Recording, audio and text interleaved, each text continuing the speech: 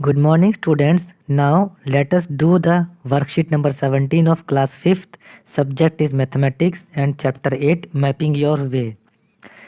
तो चलिए शुरू करते हैं वर्कशीट को हल करना।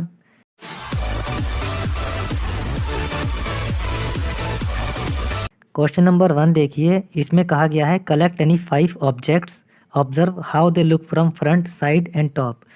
आपको कोई से भी 5 ऑब्जेक्ट्स लेने हैं, चीज़ें लेनी है और आपको देखना है कि वो सामने से, ऊपर से और साइड से कैसे दिखते हैं और आपको उनकी पिक्चर इसमें बना देनी है।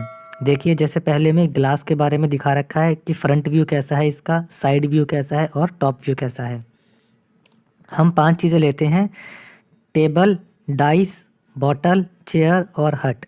और अब हम इन पांचों को देखेंगे फ्रंट व्यू से, साइड व्यू से और टॉप व्यू से। तो टेबल दिखेगी ऐसे, ये डाइस के तीनों व्यूज़ हो गए, बॉटल के तीनों व्यूज़ ऐसे दिखेंगे, चेयर के फ्रंट, साइड और टॉप व्यू आपको इस तरीके से दिखेंगे और हट का top view, front view, side view आपको इस तरीके से दिखेगा। बच्चों, आप इन पांचों चीज़ों के अलावा कोई सी भी 5 चीज़ें ले सकते हैं। आप उनके फ्रंट व्यू, साइड व्यू और टॉप व्यू देख करके बना सकते हैं। Question number 2, Raghav drawers the top view of his room, observe his room and answer the following. अब राघव ने अपने कमरे का टॉप से व्यू देखा है, ऊपर से देखने पर उसका कमरा कैसा लगता है, उसने उसको बनाया है। आपको इस चित्र को देखना है और क्वेश्चंस का आंसर देना है। First question, if you enter the room the almirah will be in the right direction.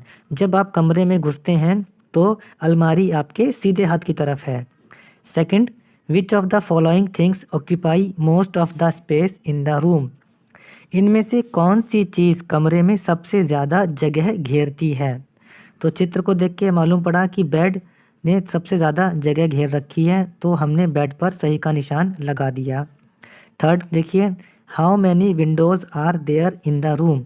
कमरे में कितनी खिड़कियां हैं। चित्र को देखकर पता चला कमरे में एक खिड़की है। चौथा भाग देखिए, draw the top view of your room, make sure to draw the top view of the things present in the room. अब आपको ऊपर से देखने पर आपका कमरा कैसा लगता है उसका चित्र बनाना है। बच्चों, ये मैंने अपने कमरे का चित्र बना दिया है कि वह ऊपर से देखने पर कैसा लगता है। आप इससे आइडिया लेकर के अपने कमरे का चित्र बना सकते हैं कि वह ऊपर से देखने पर कैसा लगता है। Question number 3, 4 paths from different directions meet at the cross road.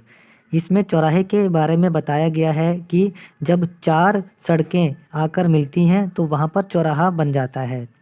First part देखिए, is there any cross road near to your house. क्या आपके घर के आसपास कोई चौराहा है? तो इसका उत्तर होगा yes. Second, is there any traffic light on that cross road. क्या उस चौराहे पर कोई ट्रैफिक की बत्ती है? Yes. Third, what type of angle is formed where the 4 pathways meet. जहाँ पर चौराहा बनता है वहाँ पर किस तरह का कोण बनता है? राइट एंगल यानी समकोण, एक्यूट एंगल यानी न्यून कोण, ऑब्ट्यूज एंगल यानी अधिक कोण। तो बच्चों, जहाँ पर भी चौराहा होता है वहाँ पर 90 डिग्री का कोण बनता है, जिसको हम समकोण या राइट एंगल कहते हैं। तो हमने राइट एंगल पे सही का निशान लगा दिया। क्वेश्चन नंबर 4 देखिए, sun rises from the east and sets in the waste.